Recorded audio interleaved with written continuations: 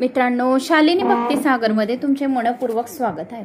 तर मित्रांनो, आज आपण या व्हिडिओच्या माध्यमाने ऐकणार आहोत श्रीमद भागवत पुराण रहस्य। तर कोणी चॅनलला नवीन आलं असेल तर लाल बटनवर सबस्क्राइब करा, ऑलवर क्लिक करा आणि जास्तीत जास्त जणांना शेअर करा। कुठून कोणत्या गावात तुम्ही माझा हा व्हिडिओ ऐकत आहोत आपल्या गावाची कमेंट्स करायला विसरू नका। श्री गणेशाय नमो नमः। वक्रतुंड महाकाय सूर्यकोटि समप्रभ निर्विघ्नं कुरु मे देव सर्व कार्य शु सर्वदा। ओम श्री गणेशाय नमः। ओम सरस्वत्यै नमः। ओम कुलदेवताय नमः।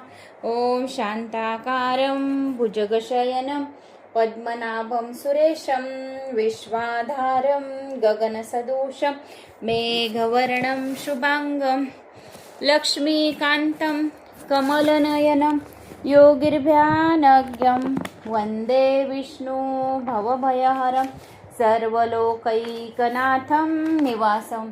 श्री श्री निवासा की जय। कोल्हापुरम महालक्ष्मी माता की जय। पद्मावती महालक्ष्मी माता की जय। तर मित्रांनो, तुमच्या बऱ्याच काही कमेंट्स आल्या आहेत, धन्यवाद, थँक्स। असाच माझा आत्मविश्वास वाढवण्यासाठी।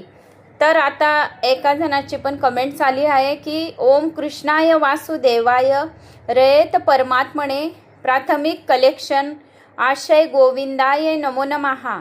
गाव बाभळेनाग, तालुका पारोळा, जिल्हा जळगाव। शालिनीताई, आमची बी एखाद वेळेस कमेंट्स वाचा। जय श्री महाकाल।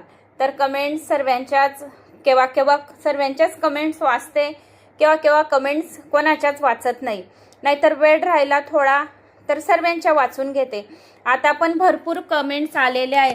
ओम नमो भगवते वासुदेवाय नमः। श्री शिवाय नमस्तुभ्यम। हर हर महादेव। कोटी कोटी प्रणाम। धन्यवाद ताई, खूप खूप आभार। प्रणाम। मुंबई कल्याणहून बोलते ताई। खूप छान कथा सांगितली ताई, धन्यवाद। ओम नमो भगवते वासुदेवाय नमः।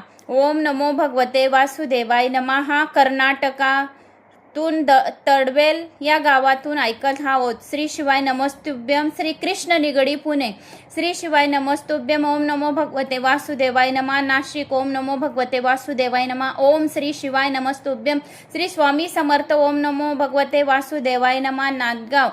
ओम नमो भगवते वासुदेवाय नमः। जय श्री महाकाल। अंमलनेर। जय श्री राम। जय श्री महाकाल। हर हर नर्मदे। श्री स्वामी सद्गुरु दत्तगुरु समर्थ। श्री स्वामी समर्थ। ओम नमो भगवते वासुदेवाय नमः। परभणी। ओम नमो भगवते वासुदेवाय नमः। संभाजीनगर। श्री गुरुदेव दत्त। श्री स्वामी समर्थ। कल्याण। ओम नमो भगवते वासुदेवाय नमः। मुंबई। ओम नमो भगवते वासुदेवाय नमः। श्री स्वामी समर्थ। रत्नाउनाळी। ओम नमो भगवते वासुदेवाय नमः। नाशिक। जय श्री जगन्नाथ भगवान श्री कृष्ण कन्हैया की जय। ओम श्री नमस्तुभ्यम। ओम श्री शिवाय नमस्तुभ्यम। निगडी पुणे। ओम नमो भगवते वासुदेवाय नमः। परभणी। हर हर नर्मदे। हर हर नर्मदे। नाशिक। हर हर नर्मदे पुणे। तर अशा बऱ्याच काही तुमच्या कमेंट्स आलेल्या आहेत, तर मी त्या बाकीच्या रिप्लाय देऊन दिल्या। हातच्या साथ भरपूर कमेंट्स आल्या होत्या, तर धन्यवाद, थँक्स। असाच माझा आत्मविश्वास वाढवण्यासाठी। आता मागच्या व्हिडिओमध्ये माता कैकेयीने प्रभू श्रीरामांना 14 वर्षाचा वनवास सांगितला आणि भरताला राज्य द्यायचे जे वचनबद्ध होते, तर ते 2 वर मागितले। तर आता प्रभू श्रीरामजी वनात जायची तयारी करत आहे। तर आता आपण राम सीता वनवासाला चालले आहे, तर त्याची आपण कथा ऐकूया। मागच्या व्हिडिओमध्ये राम, लक्ष्मण, सीता आपली नेहमीची राजवस्त्रे सोडून वल्कले धारण करण्याची तयारीत लागले। इतक्यात तेथे वशिष्ठ मुनी पण आले। त्यांनी सीतेचे वल्कले हिसकावून घेतले आणि कैकेयीला म्हणाले, तू रामाला वनवास दिला आहे, सीतेला नाही। सीता तर आमची राज्यलक्ष्मी आहे। अयोध्याची प्रजा दुःखाने व्याकुळ झाली। राम जनतेला म्हणाले, माझे माता पित्याची सेवा करा, जो त्यांची सेवा कराल तोच मला खूप आवडेल। हे वशिष्ठ मुनी, आपण सर्वांचे रक्षण करावे असे श्री प्रभू रामांनी वशिष्ठ मुनींना सांगितले। आता आजचा व्हिडिओ। राम सीता वनवासाला चालली, पण प्रजानन म्हणाले, जेथे आमचे राम असतील तेथेच आम्ही राहू। राम, लक्ष्मण, सीता वनाकडे निघाले। कैकेयी म्हणाली, राम तर वनात गेला, पण सर्व अयोध्या उजाड करून गेला। जेथे तुझे माझे आपला परका असा भेद आहे, तेथे भगवंताचा वास नाही। दशरथ शुद्धीवर आला तेव्हा त्याला कळले की राम वनात निघून गेले आहेत। अरे रे रे, राम निघून गेला आणि माझे प्राण अजून का निघून गेले नाही? अजाहून निकसे प्राण कठोर. सुमता, माझा सुवर्ण रथ घेऊन जा. रामाला सांग की पायी जाऊ नकोस, रथातच बसून जा. माझी आज्ञा आहे. 4-2 दिवस वनात त्यांनी सहल करावी व नंतरच सर्वांनी अयोध्याला परत आणावे. जर राम कदाचित परत येणार नाही तर सीतेला मात्र अवश्य परत आणावे. दशरथ राजाची आज्ञा मान्य करून सुमंत रथ घेऊन रामाजवळ आला. प्रभू श्रीरामाला म्हणाला, आपल्या पित्याची आज्ञा आहे की आपण वनात पायी न जाता रथात बसून जावे. अयोध्या उजाड झाली आहे. सर्वच तमासा नदीच्या तीराला आलेला आहे. मध्यरात्रीचा समय होता. सर्व प्रजानन गाढ निद्रेत होते. राम सुमंताला म्हणाले, सर्व झोपलेले आहेत. हळूहळू रथ चालू द्या. कुणालाही जाग न यावी. आम्ही येथून निघून जाऊ. भगवान शंकराला प्रणाम करून प्रभू श्रीराम येथून पुढे निघून गेले. सकाळ होताच प्रभू श्रीरामाचा रथ शृंगेवर पुराजवळ येऊन पोचला. इकडे प्रजानन जागे होऊन पाहतात तर रामाचा पत्ता नाही व सर्व व्याकुळ होऊन विलाप करू लागले. शृंगेवर पुराच्या राजाला रामाच्या आगमनाची वार्ता कळली. राजा गुहेक तेथे आला. प्रभू श्रीरामाने त्यांचे स्वागत केले. गुहक रामचंद्रजींना म्हणाला, माझे राज्य आपलेच आहे. माझ्याकडे येण्याची कृपा करा. माझ्या नगराला पावन करा.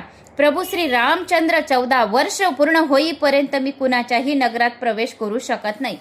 रामजी मंत्र्यांना म्हणाले, आपण आता अयोध्याला परत जा. माझ्या पित्यांना माझा प्रणाम सांगा. सुमंत सीतेला तर माझ्या बरोबर पाठवा. सीता माता महाराज दशरथाचा मोठा आधार होईल.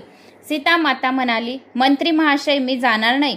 मी जनकपुरीचेही वैभव पाहिले आहे, तसेच अयोध्याचे पण. मी तेथेच राहीन जेथे माझे पतिदेव राहतील. सुमंत एकटाच परत गेला. प्रभू श्रीरामांनी राजा गुहकाकडे वडाचे दूध मागवले. हे केसांना लावून त्यांची जटा केली. रघुनाथ आता तपस्वी झाले. गुहक हे पाहू शकला नाही.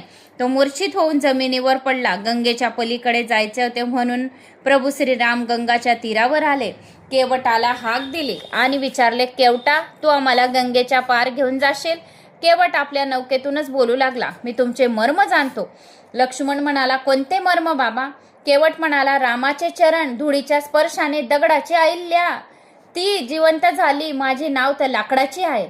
रामाचे चरण रजस्पर्शाने माझे नौकेचीही स्त्री झाली तर मी माझ्या कुटुंबाचे पालन पोषण करू शकेन. आणि या दुसऱ्या स्त्रीचे मी काय करू? जर माझ्या नौकेत आपण बसून इच्छित असाल तर प्रथम मला रामाचे पाय धुण्यास अनुमती द्या. त्यांचे चरण धुवून धूळ साफ केल्यानंतर मी माझ्या नावेत बसू देईल. केवटाच्या प्रेमळ भाषणाने प्रभू श्री रामचंद्रजी खूप प्रसन्न झाले. त्यांनी केवटाला आपल्या जवळ बोलवले. त्यांनी लाकडाचे भांडे सोबत आणले होते आणि म्हणाला, माझी इच्छा आहे की प्रभू आपले पाय धुवावेत. रामचंद्रजी मनात विचार करू लागले की माझ्या दोन्ही पायांचे अधिकारी तर येथेच आहेत. आता हा तिसराही आला. वशिष्ठांनी निर्णय दिला होता की निर्विकारी लक्ष्मण उजव्या पायाची सेवा करेल व सीता डाव्या पायाची सेवा करेल. केवट खूप भाग्यशाली की त्याला प्रभू श्री रामाचे चरण धुवायला मिळाले. तो दोन्ही पायाची सेवा करू लागला. केवट जो नाव चालवणारा आहे, जो साधारण मनुष्य आहे, तर त्याने प्रभू श्री रामाचे चरण धुतले, दोघी चरण तेवे. तो किती भाग्यवान म्हणावा की साक्षात नारायणाचे चरण त्याला धुवायला मिळाले. खूप भाग्यवान आहे. मनातल्या मनात प्रभू श्रीराम म्हणाले की हा केवट किती भाग्यशाली आहे ना. मी तर एक एक पायाची सेवा या दोघांना दिली आहे, पण केवट हा किती भाग्यशाली की दोघी पाय माझे चरण धुवत आहे. तो गंगा जलाने दोन्ही पाय चोळून धुवायला लागला. तो मन लावून पाय धुत होता आणि काय बोलत होता, जिन चरणों की चरण पादुका भरत राहो लो लाई, सोई चरण केवट धोई लिने तब हरी नाव चलाई. जेव्हा चरण धुवू देणार म्हणे तेव्हाच मी ही नाव चालवेल. भजुमन राम चरण सुखदाई. हा केवट पूर्व जन्मात क्षीर समुद्राला एक कासव होता. हा केवट कोण होता? मागच्या जन्मामध्ये एक कासव होता. तो नारायणाचे चरण सेवा करी इच्छितो होता, पण लक्ष्मणाने व शेषाने अनुमती दिली नाही. आज लक्ष्मी सीता झाली आहे व शेष लक्ष्मण झालेले आहेत. मागील जन्मात तर आपण मला सेवा करू दिली नाही, पण आज उभयता येथे उभे आहेत. मी सेवा करीत आहे. केवटाने राम, लक्ष्मण, सीता यांना गंगा पार केले. केवटाने त्यांना साष्टांग प्रणाम केला आणि प्रभू श्री रामाला वाटले की त्याला काहीतरी द्यावे, पण काय देऊ? आपल्याजवळ तर काही नाही. सीता माताने रामाचे मनोगत जाणले. तिने आपली अंगठी रामाला दिली. प्रभू श्री रामाला आपली अंगठी दिली आणि रामजींनी केवटाला ती अंगठी देऊ लागले. आम्ही तुला नावेत बसण्याचे भाडे म्हणून नव्हे तर तुझ्या सेवेचे बक्षीस म्हणून आम्ही अंगठी देत आहोत. केवट म्हणाला, माझी प्रतिज्ञा आहे की साधू संतांजवळून काही एक न घेता त्यांना गंगा पार करावे असे मी वचन घेतलेले आहे. तो केवट पण स्वार्थी नव्हता. त्याने माता सीताची अंगठी घेतली नाही. प्रभू श्री राम म्हणाले, प्रसाद रूपाने घे. केवट म्हणाला, आजची वेळ प्रसाद घेण्याची नाहीये. 14 वर्षाची समाप्तीनंतर जेव्हा आपला राज्याभिषेक होईल ना तेव्हा मी प्रसाद घेईन. केवट अंगठी घेण्याचे वारंवार नाकारू लागला. तेव्हा लक्ष्मण त्याला स्वीकारण्याचा आग्रह करू लागला. तेव्हा केवट म्हणाला, मी व राम एकाच जातीचे आहेत. मी माझ्या जातूबंधूकडून पैसे कसे घेऊ? केवटाजवळून पैसे कसे घेईल? लक्ष्मणाने रागाने म्हणाला, काय बडबडत आहेस तू? काय आपण एक जातीचे आहोत? केवट म्हणाला, तुमची व माझी नाही, प्रभू श्री रामाची व माझी जाती एक आहे. मी गंगा नदीचा केवट आहे व लोकांना गंगा पार करतो. आणि प्रभू श्री रामचंद्र भवसागराचे केवट आहेत व लोकांना संसार सागरातून पार करतात. जो श्री प्रभू रामचंद्रजींच्या कथा ऐकून घेईल, प्रभू श्री रामचंद्रजींचे नामस्मरण करेल, तो पूर्ण सर्व संसाराच्या भवसागर पार करून देईल. या जीवाला कधीतरी संसार सागराचा पार लावून देईल तर ते नाव आहे प्रभू श्री रामचंद्रजींचं. जासू नाम सुमिरत एक बारा, उतरही नर भव सिंधू अपारा. राज्याभिषेकाच्या वेळी केवट येऊ शकला नाही कारण राम विमानाने अयोध्याला परत आले होते, परंतु स्मरणपूर्वक गुहकाबरोबर त्याला प्रसाद पाठवला होता. आता तिघही पुढे चालू लागले. सीता माता साहजिकच विवेक संकोचाने चालत असे. पुढे राम मध्ये, सीता शेवटी लक्ष्मण. प्रभू श्री राम आणि लक्ष्मण यांच्यामध्ये चालणाऱ्या सीतेची शोभा काय वर्णावी? ब्रह्मजीव बीच माया जैशी, जणू काही ब्रह्म आणि जीव यांच्यामध्ये माया चालत आहे. पायवाट फार अरुंद होती. लक्ष्मण काट्यावरून चालत होते. रामाला हे पावलं गेले नाही. त्याने लक्ष्मणाला समोर हो व सीता मातेच्या मागे चालू लागले. रस्त्यात मुक्काम केला. गावातील लोक दर्शनासाठी प्रभू रामचंद्रजींच्या यायला लागले. स्त्रिया सीता मातेचे दर्शन करीत होत्या. गावकरी आपापसात बोलत होते. अशा सुकुमार व्यक्तींना वनात पाठवणाऱ्या कैकईला लाज कशी वाटली नाही. गावातील स्त्रियांनी सीता मातेला विचारले, हे दोघं आपले कोण आहेत? सीता माता म्हणाली, जे गोरे आहेत ना ते माझे धीर आहेत. सीता माता म्हणाली, मग रामाचा परिचय शब्दांनी नव्हे नेत्रांनी संकेतांनी करून दिला. श्रुतीनेही परमात्म्याचा परिचयचा निषेध पूर्णपणे केला आहे. न इति म्हणजे राम सीता दर्भसनावर झोपले. गुहक व लक्ष्मण पहारा देऊ लागले. गुहकाने कैकईबद्दल कटुवचन काढले. तेव्हा लक्ष्मण त्यांना समजावू लागले. लक्ष्मणाने गुहकाला केलेला उपदेश लक्ष्मण गीता या नावाने प्रसिद्ध झाला. सुखस्य दुःखस्य न कोपती दाता. मनुष्याला त्याच्या कर्माचे सुख दुःख देते. सृष्टीचा आधार कर्म आहे. या कारणानेच ज्ञानी महात्मे कुणाला पण दोष देत नाही आणि आपण पण कुणाला दोष देऊ नये. जर काहीही कितीही काय पण झाले पण आपण कोणाला दोषी मानू नये, कारण आपल्याला माहित नाही राहत की दोष कोणाचा आहे. आणि जर आपण त्याचं म्हणजे हो ना नकार दिला तर त्याचे दोषी पण आपणच. त्याचे दोषाचे भाग आपल्याला पण येतो. म्हणून आपण कोणाच्याच मध्ये बोलावे नाही. गुपचूप गंमत बघावी, चुपचाप राहावे. जे होईल ते बघावे चुपचाप, म्हणजे आपल्याला पण दोष लागत नाही. राम स्व इच्छेने वनवासी झाले आहेत. सका परम परमार्थ हु एहू मनक्रम वचन रामपद नेहू. सुख दुःखाच्या कारणाचा शोध जो आपल्या आतच घेतो तो संत होय. ज्ञानी पुरुष सुख दुःखाचे कारण बाहेर शोधित नाही. माणसाला सुख दुःख देणारा बाहेर जगात कोणीही नाही. ही कल्पनाच मुळात चुकीची आहे की मला दुसरा कोणी सुख दुःख देत असतो. अशा कल्पनेमुळे दुसऱ्याबद्दल वैरभाव निर्माण होईल. वास्तविक पाहिले तर सुख किंवा दुःख कुणीच देऊ शकत नाही. ही फक्त मनाची कल्पना आहे. सुख दुःख तर कर्माचे फळ आहेत. मनाला निरंतर समजावीत जावे की जो सुख दुःखाचा अनुभव आपल्याला येत आहे ते आपल्या कर्माचेच फळ होय. जोपर्यंत मनुष्य सुखाचे फळ भोगून पूर्ण भोगत नाही सुखाचे फळ, आणि जोपर्यंत दुःखाचे फळ भोगत नाही तोपर्यंत त्याला परमात्म्याची पण प्राप्ती होणार नाही. आता आपण सर्वजण म्हणत आहे की आपण एवढे पुराण श्रवण करून घेतले, एवढे पुराण वाचून घेतले तर आता मला मोक्षच भेटेल. जोपर्यंत तुमचे संपूर्ण सुख आणि दुःख संपत नाही इथेच या मृत्यू लोकामध्ये, दोघी बरोबरचे पारडे पाहिजे, सुखाचे पण आणि दुःखाचे बी. हे जेव्हा संपून जातील सुख आणि दुःख, तेव्हा आपल्याला प्रभू श्रीनाथांची कृपा प्राप्त होईल, कैलास लोकाची प्राप्ती होईल, वैकुंठ लोकाची प्राप्ती होईल. म्हणून दोघं सुख दुःख भोगल्याशिवाय आपण मोक्ष घेऊ शकत नाही. हे सर्व सुख दुःख हे कर्माचीच फळे आहे. कोहू न काहू सुख दुःख कर दाता, निजकृत कर्म भोग सब भ्राता. राम तर परमानंद स्वरूप आहे. ते ज्याचे स्मरण करतात त्यांना दुःख कधी होत नाही आणि सुखच होते. जे जे त्यांचे स्मरण करतात, या कथा ऐकतात प्रभू श्री रामचंद्रजींचे, त्यांना कधीच दुःख होणार नाही, त्यांना सुखाचीच प्राप्ती होईल.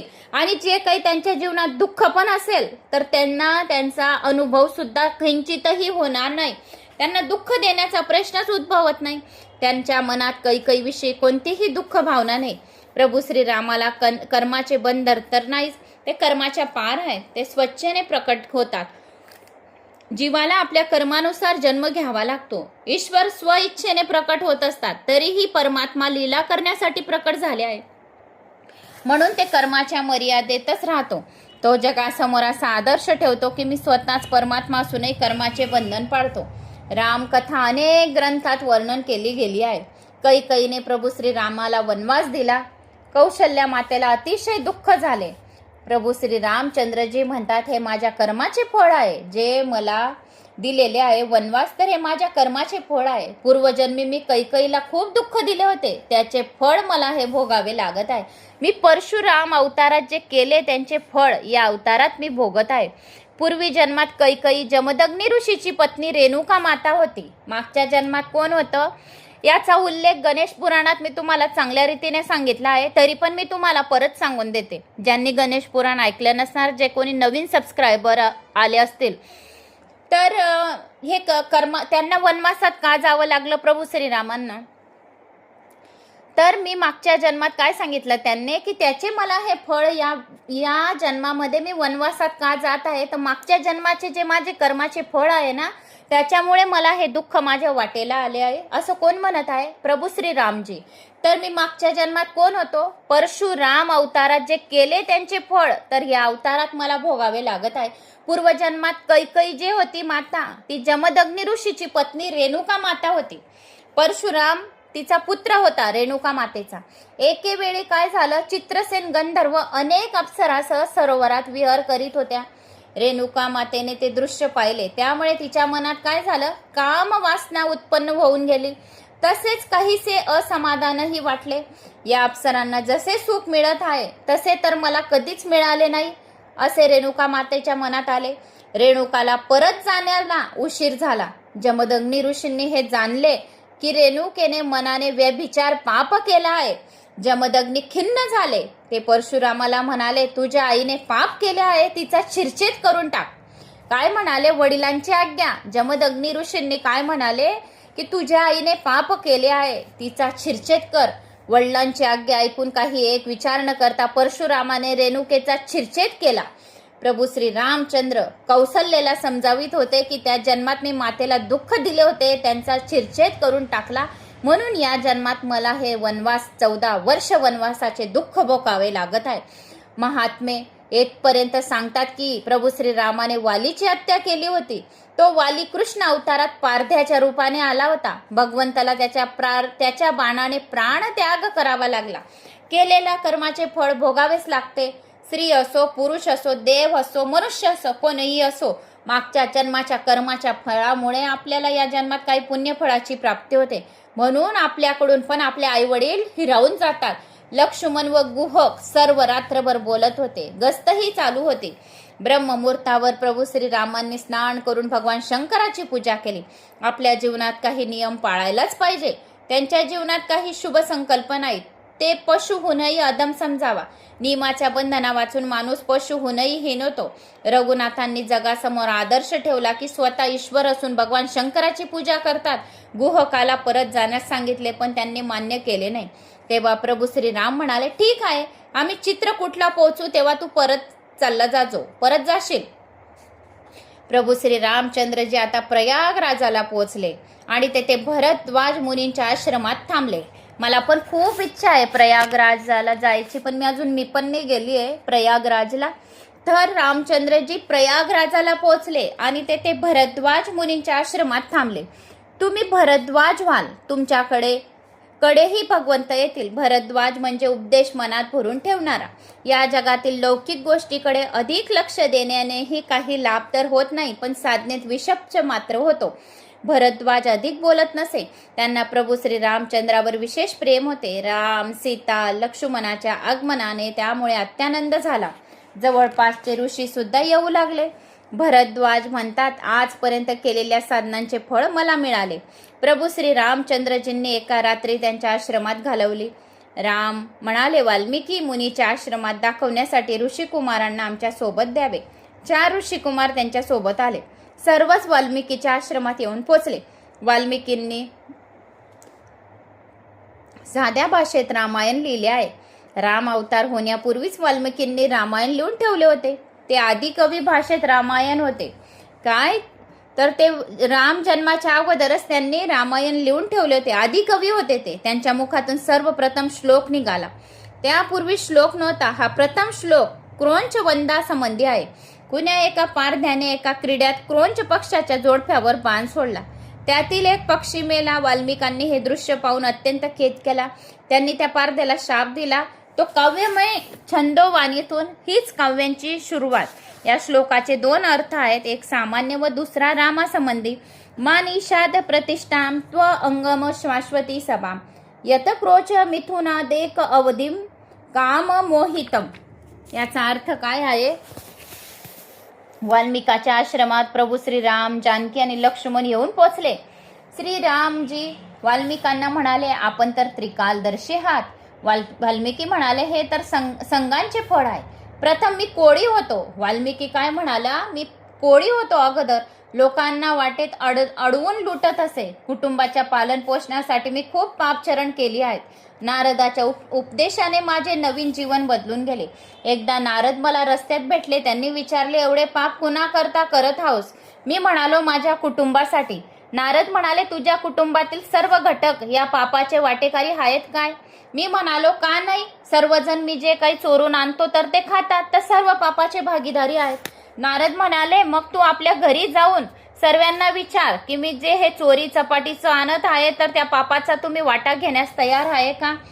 मग ते घरी गेले. मी माझ्या घरी येऊन माझ्या मुलांना विचारले, पत्नीला विचारले, तुम्हा सर्वांसाठी मला हे सर्व अत्याचार करावे लागत आहे, पाप करावे लागत आहे, तर तुम्ही तेव्हा या सर्व पापाचे वाटेकारी आहेत ना? होय ना? हो म्हणा. तेव्हा त्या सर्वांनी स्पष्ट सांगितले, आम्ही का पापाचे भागीदारी व्हा? जो पाप करेल तोच फळ भोगेल. तुमच्या पापाशी आमचा काय संबंध? तेव्हा माझे डोळे खडकन उघडले. त्या सर्वांच्या बाबतीत माझे मन उदास झाले. माझा मोह, माझा भ्रम आता सर्व नष्ट झाला. नारदांना झालेली सर्व हकीकत मी सांगितली. तेव्हा त्यांनी मला राम नामाचा मंत्र दिला. राम नामाचा मंत्राचा जप कर. मी पडलो व पापी व अशिक्षित तोंडातून राम, प्रभू श्री राम, राम ऐवजी मला मरा शब्द निघू लागले. राम नामाचा जप सुद्धा मी ठीक करू शकलो नाही. मी उलटाच जप करीत राहिलो. परंतु भगवंताने माझ्यावर अशी कृपा केली की माझा उद्धारच करून टाकला. मी उलटा पण जप केला तरी पण. सोई जानई जे ही देहू जनाई, जानत तुमही होई जाई. आपण कृपा करून ज्याला आपल्या या स्वरूपाचे ज्ञान करून देता तोच आपल्याला जाणू शकतो. आपल्यावर जाणल्यानंतर तो देखील आपले स्वरूप बनून जातो. तुलसीदासांनी रामायणात पूर्ण अवधूतांचे वर्णन केले आहे. पुढे पुढे भगवंत व भक्त यात काहीच भेद नाही. प्रभू श्री रामचंद्रजी वाल्मिकांना म्हणाले, आम्ही वनात राहू इच्छितो. आम्ही कोठे राहावे? आम्हाला एखादे चांगले ठिकाण दाखवण्याची कृपा करावी. तेव्हा वाल्मिकी म्हणाले, तसे तर आपण कोठेही नाही. जेथे आपण नाही असे स्थान कोणतेच नाही. सर्व दूर तर तुम्ही नारायणाचे रूप आहात. आपण सर्वांमध्ये, प्राणी मात्रांमध्ये आहे, जीव जंतूंमध्ये आहे. सर्व सूक्ष्महून सूक्ष्म प्राणी मात्रांमध्ये आहात. आपल्या हृदयात तुम्ही आहात आणि आपण भक्तांच्या हृदयांमध्ये आपण आहोत. खाली दिलेल्या या चोपाई चरणात वर्णन केलेली लक्षणे तुमच्या अंगी जर असतील तर भगवंत आपल्या हृदयात वास करतील. तर कोणते कोणते सांगितले आहे की आपल्या हृदयात भगवंताचा वास असेल? तर कोणते कोणते चोपाई सांगितली आहे? जिनके श्रवण समुद्र समाना, कथा तुमरी सुबग सरी नाना, भरही निरंतर होई न पुरे, तिनके ही तुम कहू गृह रूरे, काम क्रोध मद मान न मोहा, लोभ न क्षोभ न राग न द्रोहा, जिनके कपट दंभ नहीं माया, तनके हृदय बसू रघुराया, सबके प्रिय सबके हितकारी, दुख सुख सरसी प्रशंसगारी, कही सत्य प्रिय वचन तुम्हारी, जागत सोबत शरण तुम्हारी, तुम छाड़ी गति दूसरी नाई, राम बसु तन के उर माई, जननी समन जाननी पर नारी, धनु पराव विषते विष मारी, जय हर्ष ही पर संपत्ति देखे, दुखित होई पर विपति विषेके, जिनी राम तुम प्राण पियारो, तिनके मन शुभ सदन तुम्हारे, स्वामी सका पितृ मातृ गुरु, जिनके सब तुम तात, तिनके मन मंदिर बसू, सिंह सहित दोह भ्रात. याचा अर्थ असा आहे की आध्यात्मिक रामायणाच्या श्लोकांचे भाषांतर आहे.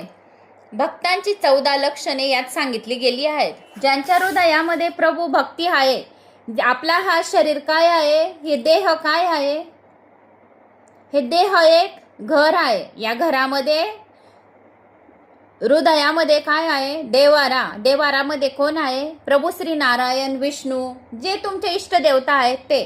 तर आता हे 14 लक्षणं जर आपल्यामध्ये असतील तर भगवंत आपल्या हृदयात आहेत. तर प्रभू राहण्यासाठी आपण मला स्थान विचारता, पण आपण नाही असे स्थळच कुठे नाही, आपण सर्व दूर आहात, पण आपण ही लीला करीत आहात. आपण चित्रकूट पर्वतावर वास करावा. श्रीमद भागवत समाधी भाषेत वाल्मिकी नारायण सुद्धा समाधी भाषेत आहे. चितेच चित्रकूट आहे. चितात सतत भगवंताच्या स्वरूपाचे ध्यान लागले आहे असे, तेव्हाच त्याला चित्र म्हटले जाते. चिंतन करणे म्हणजे चिंताचा धर्म आहे. निश्चय करणे म्हणजे बुद्धीचा धर्म आहे. संकल्प करणे म्हणजे मनाचा धर्म आहे. एकाच एक अंतकरणाचे हे भेद आहेत. पाप घडते अज्ञानाने. परमात्मा जर अंतकरणात प्रकट झाला तर जीव कृतकृत्य होतो. लक्ष्मण वैराग्य होय, सीता पराभक्तीची स्वरूप होय, राम परमात्मा होय. संकल्प कराल तर शुभ करा. नेहमी अशी कल्पना करीत जावी की परमात्मा आपल्या हृदयात वास करीत आहे. रघुनाथ मंदाकिनीच्या तीराला आले आहेत. तेथे अत्र ऋषीचा आश्रम आहे असे समजावे. ते वयोवृद्ध ऋषी होते. त्यांच्या गंगा स्नानाचा नियम होता, परंतु गंगेवर जाणे होईना. म्हणून अनुसया मातेने गंगेची प्रार्थना केली की गंगे तू माझ्या आश्रमात प्रकट हो. तिच्या प्रार्थनेने तेथेच गंगा प्रकट झाली आणि चित्रकूटाच्या घाटावर तुळशीदासांनी श्री राम दर्शन झालेले आहे. तर कोणते दर्शन झालेले आहे, श्री रामाचे. चित्रकूट के घाट पर भई संतन की भीर, तुलसीदास चंदन घी से तिलक करे रघुवीर. किती छान चौपाई आहे. चित्रकूट के घाट पर भई संतन की भीड. चित्रकूटच्या घाटवर झाली म्हणे संतांची भीड. तुलसीदास चंदन घी से तिलक करे रघुवीर. आहा हा, काय छान. तुलसीदासांना जेव्हा श्री रामचंद्रांची ओळख पटेना तेव्हा हनुमंतांनी पोपटाचे रूप धारण केले आणि 3 वेळा म्हटले. वरील दोहा 3 वेळा म्हटली. कोणती? गुहक सेवा करीत होते. प्रभू श्रीरामाच्या आगमनाची वार्ता भील, किरात इत्यांदी लोकांनी कळवली. रामचंद्रांचे दर्शन घेण्यास सर्व येऊ लागले. त्यांच्या दर्शनाने जड चेतन होते ते जड बनणे. खाली कुशाली विचारली, कुशल मंगल विचारणा झाली. लोक म्हणू लागले, प्रभूजी आपल्या दर्शनाने आमचे तर आता कल्याण झाले, पाप धुतले गेले. जो प्रभू श्री रामांचे निस्तर राम हे नाव श्रवण करून घेतो तरी सर्व पापे धुतली जातात. स्वभाव बदलला जातो, जीवन उजळून जातं, भाग्य उजळतं, किस्मत उघडते. तर आता तुमचे ह्या दर्शनाने तर आमचे सर्व पापे धुतली गेली, स्वभाव बदलला, जीवन उजळून गेले. पर्वतावरील जंगले, टेकड्या, गुफा सर्व आम्ही पाहिलेले आहेत, पण आमच्या माहितीतले आहेत. आम्ही आपले सेवक आहात. आपले जेथे जाण्याची इच्छा असेल तेथे आम्ही तुम्हाला घेऊन जाऊ. प्रभू श्री रामचंद्रजी चित्रकूटला येऊन दाखल झाले. तेव्हा चित्रकूटावरील वृक्ष, फळे, फुलांनी खूप बहारून डोलू लागले. दररोज अनेक ऋषी मुनी प्रभू श्री रामचंद्रजींच्या दर्शनाला येत असत. प्रभू श्री रामाचे चरित्र कोण वर्णन करू शकतो? अशा चरित्रातील एक अक्षर महापातकांचा नाश करणारे आहे. तर कोणते एक अक्षर फक्त श्रवण केल्याने सर्व महापातकांचा, ब्रह्महत्येचा पातकांचा नाश करणारे आहे. काय छान ओळी आहे. चरितम रघुनाथस्य शतकोटी प्रविस्तरम, एकमेकम अक्षरम पुसा महापातकनाशनम. रामरक्षा मधली ओळी आहे ही. तुम्ही रामरक्षा स्तोत्र ऐकली असेल तर तुम्हाला नक्की आठवण आली असेल ही ओळी. रामचंद्रजींनी मंत्री सुमंताला आता अयोध्यामध्ये परत जाण्याची आज्ञा दिली. मंत्री सुमंताला सांगितले की आता चित्रकूट आलं, आता तुम्ही घरी जा. गुहक चित्रकूटावरून परत येतो. सुमंत गंगा तटाकी थांबला राहिला. सुमंत गंगा तटाकीलाच थांबून राहिला, तिथंच होता. अयोध्याची प्रजा विचारेल की श्रीरामाला कोठे सोडले, तर मी काय सांगू असा सुमंत विचार करू लागला. राजा दशरथ प्राण त्याग करतील. सुमंताच्या रथाचे घोडेही त्याच्या दिशेकडे टक लावून पाहत होते. त्यांना वाटत होते की आमचे स्वामी आम्हाला सोडून कुठेतरी गेले आहेत. त्यांनी खाणे पिणे सुद्धा त्या घोड्यांनी बंद करून दिले. त्यांच्या वियोगाने पशु इतके दुःखी होऊ लागले तर त्यांचे माता पिता किती दुःखी झाले असतील हे सांगायलाच नको. गुहक आला आणि सुमंताला म्हणू लागला, मंत्री महाशय, आपण तर ज्ञानी आहात, आपण धीर धरून अयोध्याला परत जा. त्यांच्या सोबत 4 भीलसेवकही दिले. मध्यरात्रीच्या समयी सुमंत अयोध्याला पोचले. ते मनाशी म्हणाले, मी कुणालाही माझे तोंड दाखवणार नाही. कुणी विचारेल तर मी काय उत्तर देऊ. तरी ते कैकईच्या महालात गेले. राजा दशरथाचे दर्शन झाले नाही म्हणून त्यांनी कैकईला विचारले, महाराज कोठे आहे? जेव्हा रामचंद्रजींनी वनात प्रयाण केले तेव्हा दशरथ म्हणाला होता की आता मी कैकईच्या महलात राहू शकत नाही. मला कैकईच्या महलामध्ये राहायचं नाही, कारण की माझ्या रामाला हिने 14 वर्षाचा वनवास दिलेला आहे. तर मी कैकईच्या महलात राहणार नाही. मला कौशल्याच्या महलामध्ये घेऊन चला. अशी कैकई की जे माझ्या रामाला कलीच्या शरीरामध्ये प्रवेश झालेली आहे. मंथरा ही दासी, तर मंथराच्या दासीमध्ये कलीने प्रवेश केला आणि ती रडू लागली की तुझ्या भरताला राज्याभिषेकासाठी बसव, रामाला राज्याभिषेकासाठी बसवत आहे, तू कुठलीच राहणार नाही. आणि जसेच ती मंथरा रडत होती तर कैकईने तिच्या शरीराला स्पर्श केला, तर कैकईच्या शरीरामध्ये सुद्धा कलीने प्रवेश करून घेतला आणि प्रभू श्री रामचंद्रजींसाठी तिने 14 वर्षासाठी वनवास मागून घेतला आणि भरताला राज्य मागून घेतले. 2 वर मागितले होते, 3 वर होते, तिघामधून 2 वर बाकी होते, तर हे 2 वर बद्ध करून घेतले आणि ऋण झाली. तर मला आता कैकईच्या महलामध्ये राहायचे नाही आहे, मला कौशल्याच्या महलामध्ये घेऊन चला. म्हणून राजा कौशल्याच्या महलात होता. राम विरहाज्याच्या डोळ्यातून 2 अश्रूही गळू शकले नाहीत, त्यांचे चित्त शुद्ध होऊ शकत नाही. एका दासीने सुमंताला कौशल्याच्या महलात आणले. राम वियोगात 5 दिवस निघून गेले. राजा दशरथाच्या चेहऱ्यावर मृत्यूची छाया आता पडू लागली होती. मंत्री सुमंताने जवळ येऊन राजाला प्रणाम केला. दशरथाने डोळे उघडून पाहिले व विचारले, माझा राम कुठे आहे? रामाला कुठे सोडले?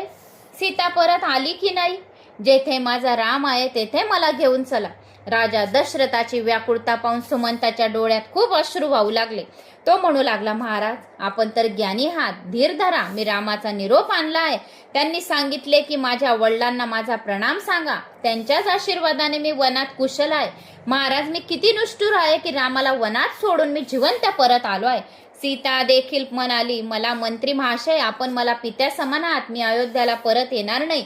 मी पती वाचून जिवंत राहू शकणार नाही. माझ्या सासऱ्यांना माझा प्रणाम सारा. नाविक केवट्याने निषाद राजाने त्यांची चांगली सेवा केली आणि परत आलो. माझ्यासारखा निर्दयी दुसरा कोणी असू शकणार नाही. सुमंतचे शब्द ऐकताच राजा हे राम करीत जमिनीवर पडले. कौशल्या व्याकुळ झाली, तरीही ती राजाला धीर देत होती. दशरथ राजा म्हणाला, माझ्या वक्षस्थळावर वेदना होऊ लागलेल्या आहेत. माझ्या वक्षस्थळात प्रभू श्री रामाचं स्थान आहे. मला श्रवण कुमाराच्या माता पित्यांनी मला शाप दिला होता की पुत्र शोकाने माझा मृत्यू होईल. व सर्व गोष्टी यावेळी राजाला आता आठवल्या आणि त्या चांगल्या आठवल्या. आणि जसे श्रावण बाळाचे आई वडील तरफडत होते, श्रावण बाळासाठी पाणी आणायला गेलेला होता श्रावण बाळ, पण तेथे राजा दशरथ शिकारीसाठी आलेला होता आणि त्याला वाटले की आता हरिणच या तलावाजवळ आहे, या नदीजवळ आहे. आणि त्याने जसाच बाण सोडला, तो बाण लागला श्रवण बाळाला, पण श्रवण बाळाचा मृत्यू तेथेच झाला. पण त्यावेळेस ते थोडेसे जागे होते. पण त्यांनी सांगितले की माझे आंधळे आई वडील तेथे कावडीत बसलेले आहेत, ते पाणी पिण्यासाठी खूप आतुर झालेले आहेत आणि मी माझ्या आंधळ्या आई वडिलांसाठी पाणी घ्यायला आलेलो होतो. तर तुम्ही माझ्यासाठी एक काम करा की माझ्या आई वडिलांना हे जाऊन पाणी द्या, म्हणजे ते पाणी पिऊन तृप्त तरी होतील. आणि त्यांनी आपला प्राण त्यागला. श्रावण बाळाने नदी काठीच प्राण त्यागून दिला आणि त्यांच्या छातीतून बाण काढला. दशरथ राजा कुवारे होते तेव्हा. आणि मग ते पाणी छोटा कळसा घेऊन आई वडिलांजवळ गेले, श्रावण बाळाच्या आंधळ्या आई वडिलांजवळ, आणि सांगितले की हे पाणी प्या. मग म्हणे तुम्ही कोण आहे? म्हणे मी दशरथ राजा आहे म्हणे. मग म्हणे आमचा श्रावण कुठे गेला? म्हणे श्रावणाला मी मारले बाणांनी. मला असं वाटलं हरिणच आहे, हरिणीचा शिकार करण्यासाठी मी आलेलो होतो, तर मला माहित नव्हतं की तुमचा मुलगा आहे असं, तर चुकून बाण लागला. त्यावेळेस श्रावण कुमारच्या आई वडिलांनी श्राप दिला की जसे आम्ही आमच्या मुलासाठी तरफडत आहोत आणि आमचा प्राण जात आहे, तसा तू सुद्धा पुत्रवियोगाने तरपडशील आणि पुत्रवियोगाने मरशील. तर अशा श्राप श्रावण कुमाराच्या आई वडिलांनी, आंधळ्या मात्या पित्यांनी त्यावेळेस कुवारपणी दशरथ राजाला दिला. म्हणून कर्म हे केव्हा न केव्हा वाटेला येते. तर राजा दशरथाचे ते कर्म 30 वर्षानंतर वापस आले. असे समजू नये क्षणिक सुख कोणीही भोगतो, पण कायमचे सुख कधी भोगू शकणार नाही. कोणाला जर थोडासा पण त्रास दिला तर त्याचे सुद्धा तुम्हाला इजा भोगावायच्या आहे. आता तर सुख भोगून घेणार, पण 10 वर्ष, 15 वर्ष, 20 वर्ष, 25 वर्ष, 30 वर्ष, 40 वर्ष नंतर ते कर्म तुमच्या कर्मांच्या ते पदरामध्ये पडणार आहे. म्हणून आता हसून या काही करून तुम्ही ते सुख भोगणार, पण ते क्षणिक सुख आहे. सुख हे कायमचे सुख पाहिजे. म्हणून कोणाचे पण जर वागायचे आहे तर अतिशय सापनीतीने वागा. कपट, चपट, दिखावा अशा रीतीने वागू नका. म्हणून आता दशरथ राजाला काय आठवण आली की माझ्या वक्षस्थळामध्ये आता वेदना होऊ लागल्या आहेत की मला श्रवण कुमाराच्या माता पित्यांनी श्राप दिलेला होता. पुत्र शोकाने माझा मृत्यू होईल असा त्यांचा श्राप होता. म्हणून माझा हा श्राप मला आता आठवण येत आहे. सर्व गोष्टी यावेळी राजाला आठवल्या. त्यांनी सांगितल्या की विलाप करीत आहे. दशरथ राजा म्हणाला मला तेथेच घेऊन चला की जेथे माझा राम आहे. कैकईचे म्हणणे ऐकून मी माझ्या चांगल्या मुलाला वनवासाला पाठवले आहे. मध्यरात्रीची वेळ झाली होती. राजाने राम राम म्हणतच प्राण सोडून दिला. मध्यरात्रीची वेळ, मुलास वनवास दिला आणि मध्यरात्रीची वेळ होती. राजाने राम राम असा म्हणतच प्राण सोडला. राम राम कही राम कही, राम राम कही राम, परहरी रघुवर विरही राऊ तन सुरधाम. काय म्हणाले? याचा अर्थ दशरथाचे राम प्रेम व राम विरह इतका हार्दिक होता की त्यामुळे दशरथाचे प्राण निघून गेले. सर्वच विलाप करू लागले. साऱ्या नगरात कोलाहल माचून गेला. गुरु वशिष्ठ सर्वांचे सात्वन करू लागले. त्यांनी सेवकांना आज्ञा दिली की कैकई देशात जाऊन भरत शत्रुघ्नांना सांगा की त्यांना गुरुजींनी ताबडतोब आता बोलवले आहे. कारण की भरत आणि शत्रुघ्न येऊन पोहोचले. त्यांना मार्गात अपशगुन पुष्कळ झाले. सर्व बाजार व कारभार बंद होता. लोकांनी श्याम वस्त्र धारण केले होते. भरताच्या लक्षात येईना की हे सर्व काय चाललंय. भरताच्या आगमनाची वार्ता ऐकून कैकईने आनंदाने त्याचे स्वागत करण्यास धावत आली. भरताने विचारले कोठे आहेत माझे आई वडील? कुशल तर आहेत ना? कैकई सांगू लागली तुला साम्राज्य जात होते पण मी वाचवले. मंथरेच्या सल्ल्याने तुझ्या वडिलांजवळ मी 2 वर मागून घेतले. आता हे सर्व साम्राज्य तुझे आहे. वरदान देऊन तुझे वडील व्याकुळ झाले व त्यांनी प्राण त्यागून दिलेला आहे. भरत त्यावेळी माझे वडील मोठे बंधू राम कोठे आहेत? आता का दिसत नाही आहे? कुठे आहेत ते? कैकई तर वनात आहे. माझ्या वरदानानुसार कैकई म्हणाली ते वनात आहे. माझ्या वरदानानुसार त्याला 14 वर्षाचा वनवास दिला गेलाय. सर्व गोष्टी कळल्यावर भरताचे हृदय दुःखाने व्याकुळ झाले. आपल्या आई बद्दल त्याच्या मनात घृणा, क्रोध व तिरस्कार उत्पन्न झाला. भरताला माझ्या वडील भावाला वनवास देताना आई तुला लाज कशी वाटली नाही? असा अशुभ वर मागताना तुझी जीभ कशी खंडून पडली नाही? झडून का गेली नाही तुझी जीभ? शत्रुघ्नाला मंथरा दिसताच त्याने तिला एक लाथ मारून दिली. भरत शत्रुघ्न कौशल्याच्या महलात आले. विरहाने संतप्त झाले. मातेचे रूप त्यांच्याने पावले गेले नाही. भरताला तर आता मूर्छा येऊन पडून गेले. भरत कौशल्या मातेला आता म्हणू लागले आई राम कुठे असतील? या सर्व अनर्थाचे मूळ मीच आहे. माते कैकईच्या वरदानात माझी यतकिंचितही संमती असेल तर मला मातृपितृ हत्येचे पाप लागेल. माझं कैकईच्या वरदानात काहीच हस्तक्षेप नाही आहे असे भरताने कौशल्या माताला सांगितले. कौशल्या म्हणाली बाळा धीर धर, शोक करू नकोस. राम तर हसत हसत वनात गेले. तुझ्या वडिलांनी प्राण त्याग केला आहे. माझे भाग्य रुसलेले आहे. मीच आहे या अनर्थाचे कारण. अजूनही माझे प्राण कुडीत कसे आहेत? प्रांतकाळी शरयू नदीच्या तीरी दशरथ राजाचे मृत शरीरावर अंत्यसंस्कार केला गेला. राजा दशरथाची आज्ञा होती की रामाला वनवास देण्यात जर भरताची यत्किंचितही संमती असेल तर त्याच्या हाताने अंत्यसंस्कार केला न जावा. दशरथ राजाच्या स्त्रिया देखील चितेत भस्म होऊन सती जाण्यास तयार होत्या, परंतु भरताने त्यांना करू दिले नाही. 15 दिवसानंतर शोक सभेचे आयोजन केले. वशिष्ठ सहित कित्येक ऋषी तेथे उपस्थित होते. सर्वप्रथम वशिष्ठांनी राजा दशरथाचे गुणगान केले, शोकांजली दिली. नंतर त्यांनी राजकुमार रामाची खूप प्रशंसा केली आणि भरताला म्हणाले की पित्याची आज्ञा शिरसावध म्हणून रामाने वनवास गमन केला आहे आणि दशरथ तर स्वर्गवासी झाले आहेत, तर उद्या आम्ही तुझा राज्याभिषेक करू. भरताला हे मंजूर नव्हते. त्याला पुष्कळ समजावले गेले. विद्यात्याची गती क्रूर असते. ब्राह्मणाच्या जन्माला येऊनही जो वेदशास्त्र जाणत नाही, स्वधर्म सोडून जो विषय भोगात गुंतलेला असतो त्याचा धिक्कार केला पाहिजे. धिक्कार या वेश्याचा केला पाहिजे, ज्याच्याजवळ धन असूनही दान करीत नाही, की अतिथी सत्कार करीत नाही किंवा भक्तीही करीत नाही, जो मोहवश होऊन आपल्या कर्ममार्गाचा त्याग करतो, त्या गृहस्थांचा धिक्कार असो, त्या संन्याशांचा धिक्कार असो, जो वैराग्य सोडून सांसारिक प्रपंचात गुंतलेला असतो.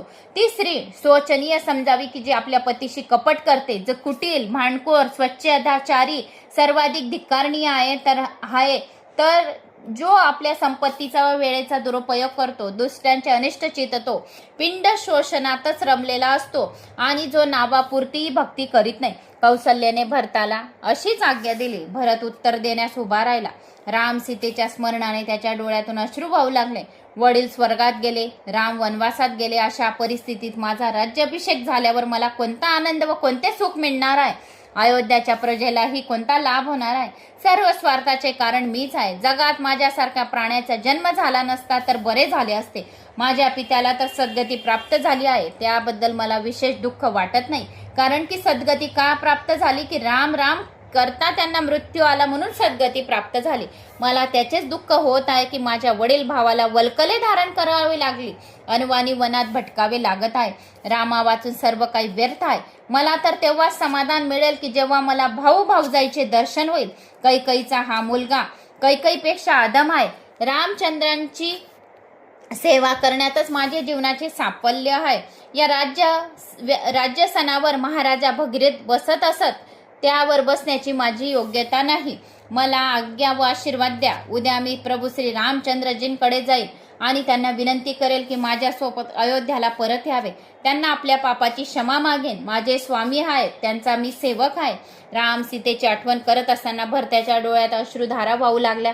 जनतेची खात्री पटली की भरत तर प्रेमाची मूर्ती आहे. रामाचे दर्शन करण्यासाठी सर्वच भरताबरोबर जाण्याची तयारी करू लागले. भरत चरित्रात तुलसीदासांनी समाधिस्थ होत असत.